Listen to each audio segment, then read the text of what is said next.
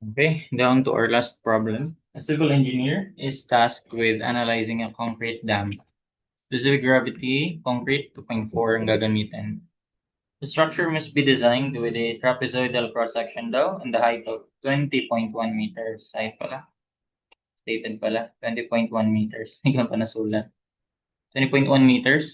So one of the assumptions is that the water level is flush with the top. Nandun pala yung water level. Okay, so lagyan natin. Blow ko to.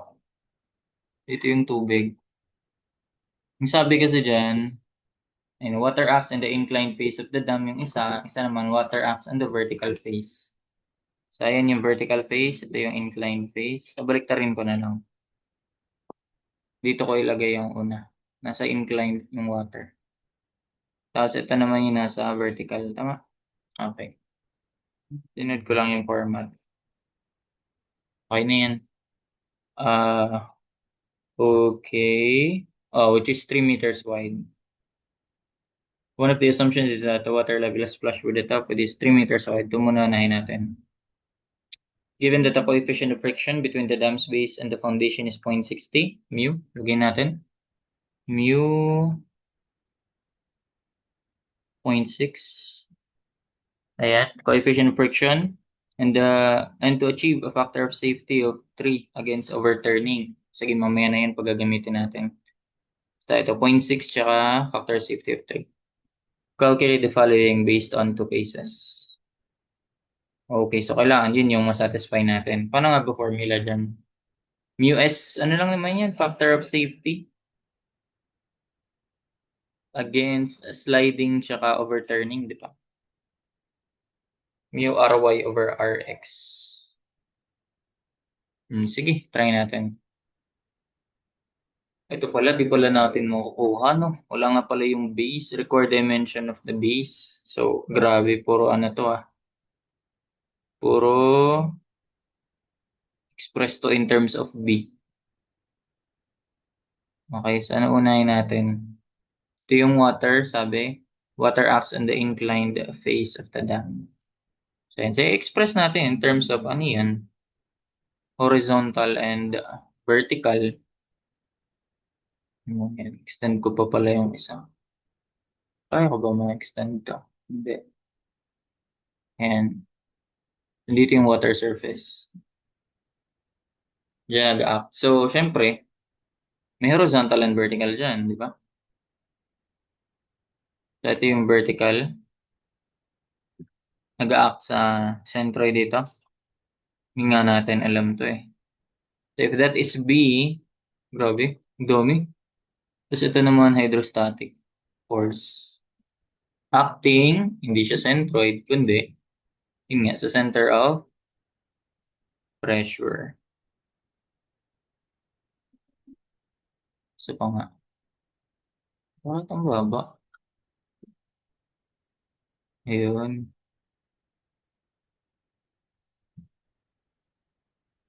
Ayan. So, dito yung center of gravity. Ang center of pressure ay, alam naman na siguro to, 1/3 yan, di ba? Baga yung from the bottom, 1/3 siya nag-act. Madederive mo yun gamit yung ano, IG over AY bar. So, assume ko na diretso. Ito, dito siya. Diyan siya nag-act. Ngayon. Yun yung center. Tapos ito, yun.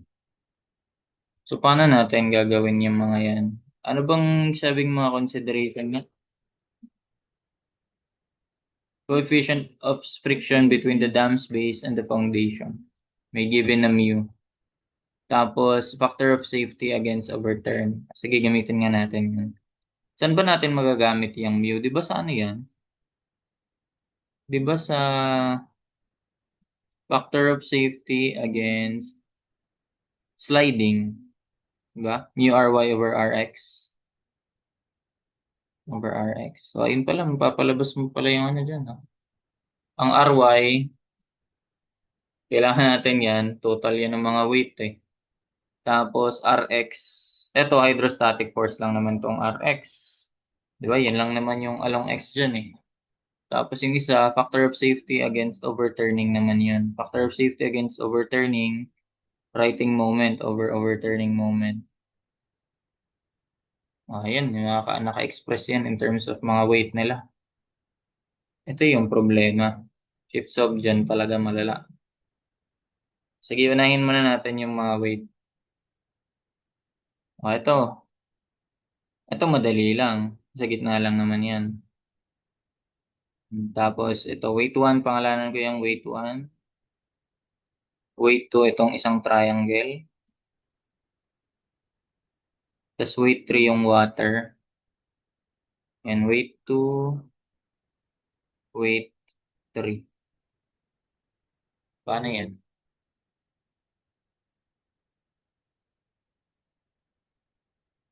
Dito ko na lang sa gilid. Baba ko muna to. Formula pa lang naman yan. So, ang weight 1 ay, ganda sana nito yung canon eh. Store ka sa number.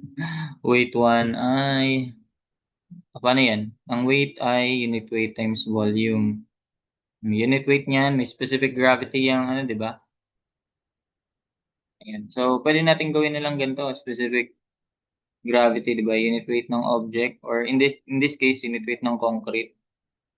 Unit weight ng water naman yun eh.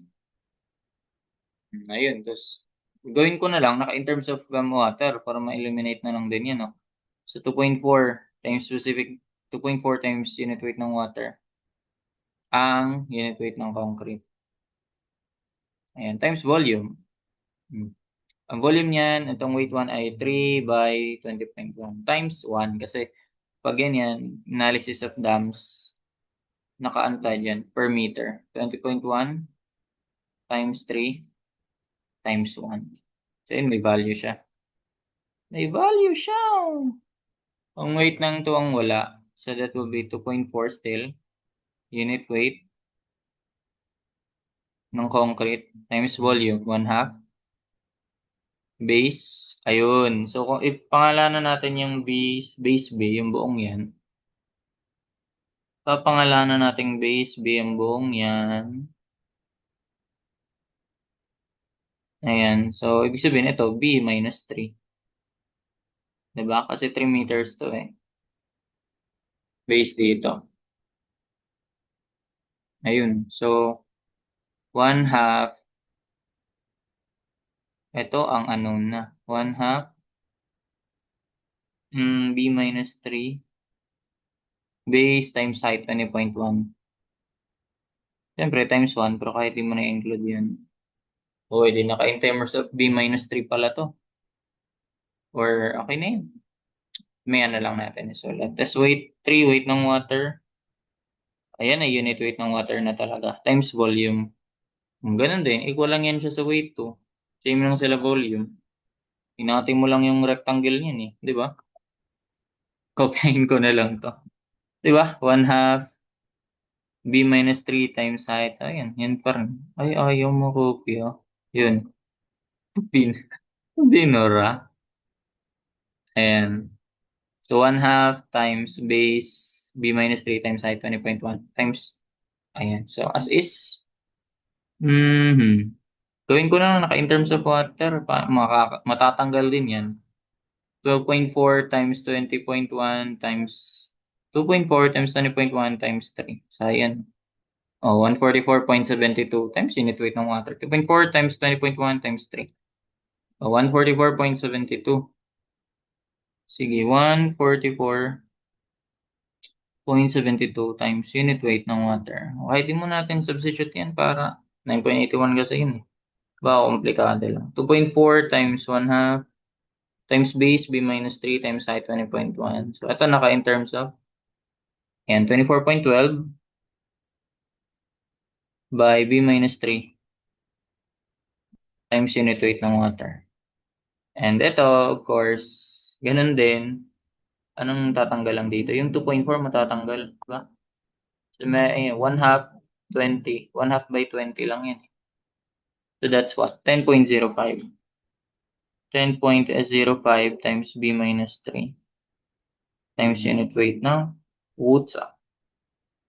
Para sa for horizontal force, gamma h bar area lang yun. Isa pa. Ayun, vertical lang naman yun eh. Madali lang. Gamma water, h bar, yan, kalahati. Tama. H bar ay kalahati. 20.1 over 2. Naka-flush daw siya eh. So, pantay to sila. Ganun. H bar times area. Ang area ay ito yon. Naka 1 meter yan. Ito pala yung sinasabi ko. Naka 1 meter yan. 1 half H bar times area. Ayan, 20.1 times 1. Paano yan? Edi 20.1 squared. 20.1 squared over 2. Ay, pangit. 20.1. Tama, di ba? Gamma ng water H bar 20.1 over 2 kalahati times 20.1 times 1. Sige, 202.005. 202.005 times unit weight ng Wutsa. Ayan, grabe ang mga moment arm nito. Oh, nandito yung ano pala, toe. Diba ito yung tubig? So, ito yung toe. Yung malapit sa ano, yung heel. Dito siya ikot eh.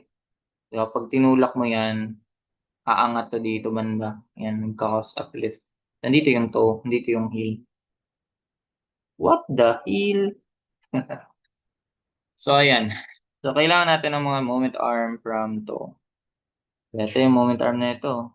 Weight 1, tapos ito naman yung sa weight 2, ito naman yung sa weight 3. Yun lang. Okay, so kailangan natin ng mga yan. Ito, pangalanan ko na lang yung x1, di ba? Weight 1, yan, x1. Ang sa weight 2, pangalan kong x2. Ang sa weight 3, pangalan kong x3. X sub 1 ay kalahati lang naman ni 3. 3 over 2. Di ba? 1.5. Okay, walang mahirap doon. X sub 2. X sub 2 ay 3 plus, ayun, yun na. 3 plus, ayan, so ito 1/3, yan, ay 1/3 yan pag galing ka dito sa base, yan, galing sa base, 1/3 ng length, p minus 3. Pag dito ka galing, 2/3 ng p minus 3. So 3 plus 1/3 ng b minus 3. Grabe ang lala. X sub 3. Ito, x sub 3 ay, ayan yung 2/3. Yung palit lang sila. Or, pag galing ka kay dito sa hill, yan yung 1/3. Dun ka sa ano? Dun ka sa 2 galing. So, 3 plus 2/3 naman ng b minus 3. Grabe! Ba't ang liit ng b ko? Palitan ko to. Ayan, so kaya na ba? Ito pa pala, yung y. Pangalanan naman natin tong y. Yung distance niya na to ay yung y. Ayun yung, sige nga, prove na nga lang din natin. Ano lang yun eh, 1/3 lang yun eh. Sige, paano? Sige. Pakitaan natin. Sige, derive natin. Mabilisan. Ang y ay, ano lang naman yun, kalahati. So, pangalan nating h yan, h. Pangalanan nating buong yan, h, diba? Height ng water. Kakalahatiin mo. So, ito yon. Naka-flash siya dyan eh. Minus mo lang sa e. O minus mo lang sa e. So, ang e ay ig. Base height cube over 12. Base height cube over 12. Ig over area. Base height. Tapos y bar, h over 2. Ayan. So, base, tanggal. H cube, height h squared, tanggal. So, anong mangyari? 1 half. 1 half minus 1/6, no? Ayan. 1 half minus 1/6. So, 1/3 nga. 1/3 lang yan. Yung y. Yung y ay 1/3 ng 20.1. Meron ba yan? Maganda bang value yan? 20.1 divided by 3. Oy, 6.7. 6.7. Alrighty. So, ayun. Meron na tayo. O, paano na yan? New RY, RX. Ayun, RY. Solve natin si RY. Pag-add lang natin yan lahat. Wala nang sinabing seepage, di ba? Ano namang sinabi na may hydrostatic uplift? Ah, wala. Pressure at the toe lang. So, tingnan na lang natin mamaya sa mga kuhang X bar. So, R natin ay, RY pala ay, add lang. Weight 1 plus weight 2 plus weight 3. So, yun yung RY. Pero, opposite na siya. RY natin yan. Yan yung magbabalance dun. Summation of forces along Y kabali. Diba? So, yun yung RY. Summation of forces along Y. So, ayun nga. Weight 1 plus weight 2 plus weight 3. Grabe to. Grabe. Eto. Ang dami. Tatlo lang. Hmm. Ayun lang naman. Isa lang naman yung mapagsasama mo dyan. Tinamad. Kinopya na lang. Ito yung weight 1. Plus, ito yung weight 2. Plus, ito yung weight 3. Ano yan? Weight 1 plus weight 2 plus weight 3. Simplify pa ba natin yan? Okay na yan. Actually, ito pwede natin mapagsama. B minus 3 gamma. Gamma double. Yun o. Samahin natin yan. 24.12 plus, ano na lang, yung 10.05. 34.17. 34.17 lang. Ano, wala cursor pa. 34.17. Gamma water. Hindi. B minus 3 muna.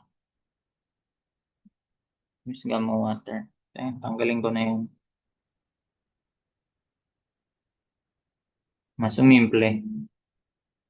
Pero actually, pwede ko pagsamahin itong 3.14 times 3 gamma water tsaka ito. Pero okay na yan. Para naka B minus 3 tayo dito. Okay, yan na yung RY. Mu RY over RX. Ang RX natin ay ito. RX na rin to. RX. So, kung pa ganito yung height F mo, pa to the left yung FF mo, counteract yan ng RX natin to the right. To. RX. Ayan. So, dito yan sa base mismo. RX. RX is just F. May value ba yun? 202. O, di ba? Cancel lang din yung gamma water. 202.005 gamma wutsa. Pero may lagi bang factor of safety against sliding? Overturning lang to, di ba?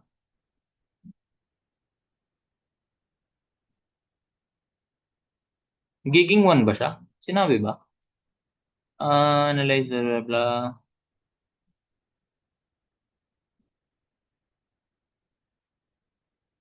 Yun lang, 0.60. And to achieve a factor of safety of 3 against overturning, calculate the following based on the two cases. Dalawang mapapalabas ko rito. So, sige, ayun. Dito muna gamitin natin against overturning, di ba? So, may writing moment, tama. Ito muna gamitin natin. Baka mamaya pa yung isa, yung may mu. Ito yung magagamit natin. Writing moment over overturning moment. Ang mga writing moment, yung weight x. Ang mga writing moment natin dyan, yung magtatama. Ito mag-overturn. Tumbling niya yun eh. Mga writing moment natin is yung magpapabalik sa dam. Pag in-overturn, tinulak siya. Ayun, pag tinulak mo yan, aangat dito yung dam. So ito yung mga magpapabalik, tong tatlong yan. Okay natin ang moment yan nila. So ayun, weight 1, x1, plus weight 2, x2, plus weight 3, x3. Ang natitira sa overturning ay yung Fy lang. Ayun. Kaya na ba yan? So, top tip ko na lang ulit. O, ayan. Times ito. Yun naman. Talaga.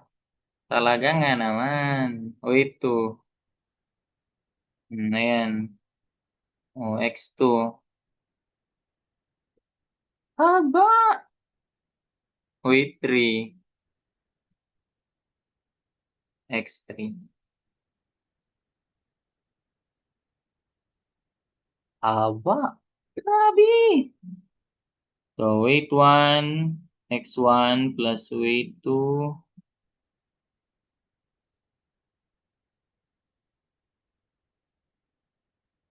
Kaya ba yun ang calcu?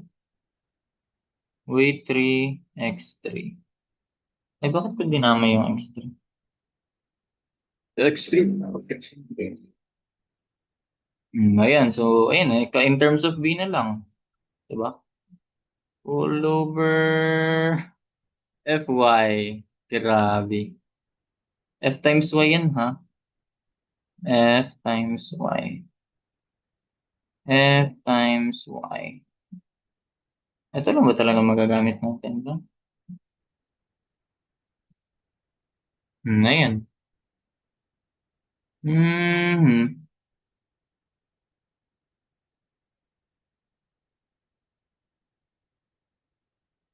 Factor of safety against overturning. 3 yan. As a value. 3. So, ayun na. O, ito.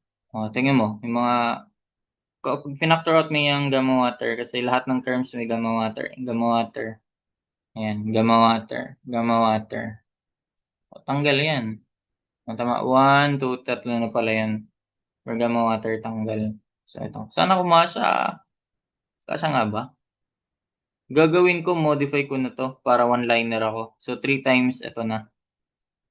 Tingnan natin. So, 3 times yung nasa buong baba na. 302.005 times 6.7. 6.7 is equal to. Ayan. So, matitira ay 144.72 times 1.5 plus.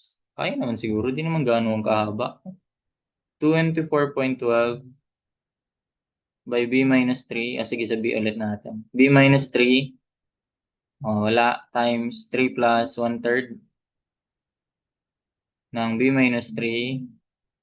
Oops. B minus 3.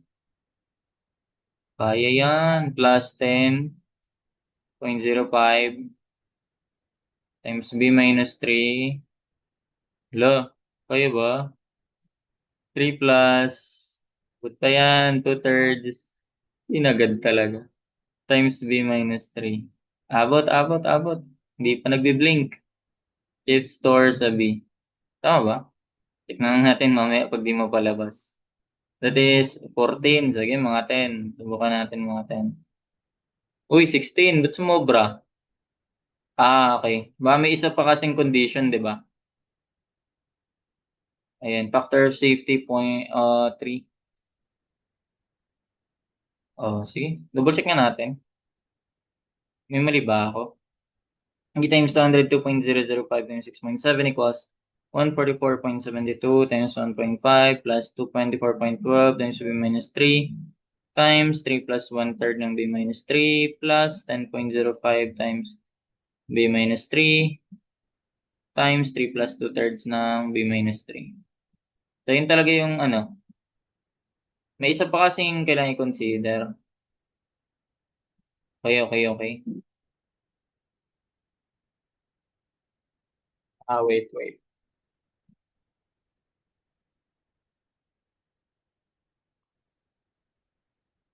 Ay, anong una kong ginawa?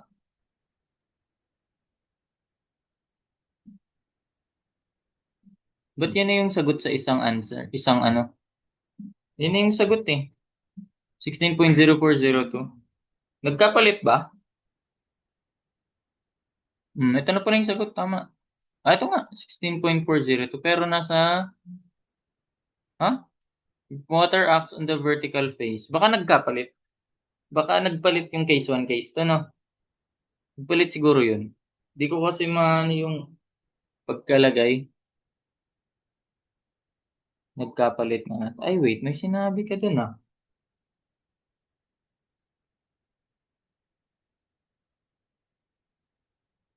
Yung prob 4 is prob 3 sa Anthropy. For a while.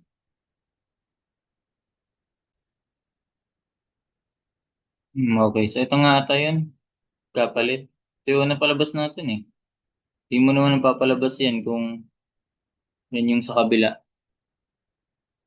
Required dimension of the dam. 16.0402. Ayun, ang haba ng solution. 16.0402. Yung sa base. So, kapag factor of safety is 0. Ayan, so ang base natin, capital lower B palagi pinangalan ko. Is, copy paste. Ayan. Ayan yung sa una, 16.0402 meters. Okay, so ayan. Then pressure at the toe, ayun, kailangan natin makuha yung X bar. Paano yun? Writing moment minus overturning moment. Actually, ito, okay. Okay, wala tayong babaguhin. Okay. Mo-modify na lang natin to. 'Di ba ang buong yan is, yung buong numerator is writing moment, ang denominator is overturning moment. Okay, sige. Ganito ang gawin natin. So, ang X bar kasi, ang formula sa X bar is writing moment minus overturning moment over Ry. Kasi X bar Ry, parang moment arm lang naman yun eh. 'Di ba? Ayun, nasan yan? Writing moment minus overturning moment over Ry. So, ayun. So, para makuha natin yung writing moment minus overturning moment, gamit yung ginamit natin kanina. Ayan, so modify lang to. Huwag mo yung i-clear. Babalikan mo lang yan. Itong buong numerator kasi, writing moment yun. Diba? Writing moment yung buong numerator. Ayan. Babawas ko lang dyan yung overturning moment na 202.005. Pero dapat nakamultiply yan lahat by, ayun. Kasi di ba tinanggal natin yung 9.81 dyan. Nakamultiply pa yan by gamma water. 202.005 times 6.7. Ayan. Then lahat yan, nakamultiply pa yan sa gamma water. So that's it. 2,706.867. 2,706.867. 867 times gamma water. Over Ry. Ano yung Ry natin? Ayun, ito. Ayun, so matatanggal lang din pala ulit yung gamma water. Yung B naman, nakastore na yun eh. Ayan. Ano yung Rx natin? Pwede mo ulit i-neglect yung gamma water, di ba? Gamma water, gamma water, gamma water. Esophagus. Okay, writing moment. Lagyan natin sa M. Mga moment yan eh. So, moment over... Okay, so check natin kung nasa B na nga ba. Yan, nasa B na siya. So, writing moment minus overturning moment over 144.72. Wala na yung gamma water plus 34.17 times B minus 3. Tama ba? Ayan, 144.72 gamma water plus 34.17 B minus 3. So, ayun, 4.58. Lagay ko to sa X. 4.5856. 4.5856. 4.5856. 5856 meters. So, ayun na, may X-bar na tayo. Then, paano nga ulit gagawin natin dyan para makuha yung mga pressure? Okay, so pakita lang. Wait nga, check ko lang yung guide natin. Answer key. Ay, okay. So, yung una yung napalabas. Factor of safety against sliding. Ayun. Mu ry over rx. Check nga natin yun. Yung lahat ng answers dun. Mu ry over rx.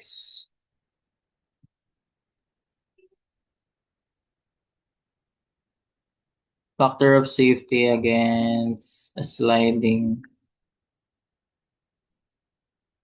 Factor of safety against sliding is equal to yun nga, mu ry over rx.